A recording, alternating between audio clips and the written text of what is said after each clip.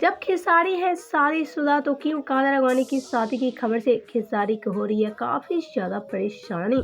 आपसे एक और बता दें कि कादर अडवाणी की शादी की खबर से खेसारी को लगा है काफी बड़ा झटका। आपसे एक और बता दें कि आजकल कादर अडवाणी की शादी की खबरें काफी जमकर वायरल हो रही है और कादर अडवाणी की शादी से रिलेटेड कई सारे वीडियो और फोटो जमकर शेयर किए जा रहे हैं। लेकिन जहां कादर अडवाणी की शादी की खबरें सामने आ रही है तो वहीं खेसारी लाल यादव तो काफी ज्यादा परेशान हो चुकी है। आपसे एक और बता दें कि कादर अडवाणी की शादी से किसी को परेशानी हो रही है तो है खेसारी लाल यादव। जी हाँ, शादीशुदा होने के बाद भी कादर अडवाणी के लिए काफी ज्यादा बेचैन हो चुके हैं खेसारी।